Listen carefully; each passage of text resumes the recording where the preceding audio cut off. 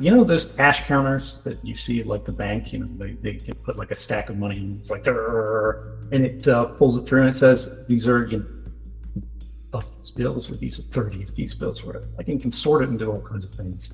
Those cash counters now, they actually scan the serial number of every bill.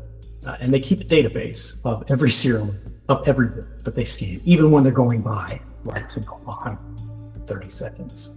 And guess what those cash counters are now? Yeah, they're networked, right? And so this is the thing. The same thing is happening to our postal mail. The USPS in the United States, they photograph addressing information for every piece of mail now they process.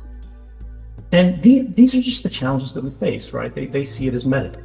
Like, maybe they don't know what you spent that money on, but they know that that cash was deposited by this person at this bank, eventually, this business. And the last time that the system writ large saw this bill was over in this state or that, and it was withdrawn by this person at that time. And we have no idea how the federal government is using these programs. We have no idea how the banks are using these programs to perform sort of surveillance and link analysis of how certain financial flows occur. But then, as you say, then we get cryptocurrency. Now, cryptocurrency, and by this I'm just going to say Bitcoin, is really failing comprehensively, terribly on the privacy angle. And I've said this again, and people are like, oh, Taproot, look at what Taproot actually does. Taproot does not fix Bitcoin's privacy problem. And there's some arguments that it makes it worse by this sort of fragmenting the address space, making forensic sort of flow analysis easier, because you can spend a wallet is using an ancient address.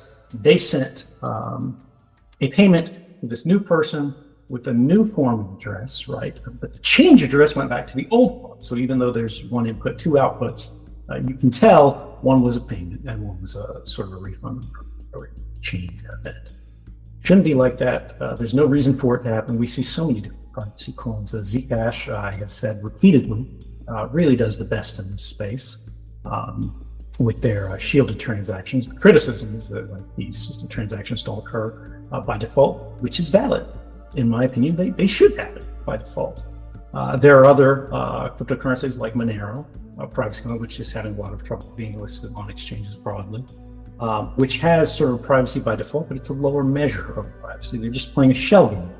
And those shell games really don't last forever, particularly as technology does better and better. And we haven't seen legally tested in the kind of way that we want to see it done. But they're both great projects, and there are many, many other privacy coins out there. But like you said, we see exchanges starting to go privacy. That's scary.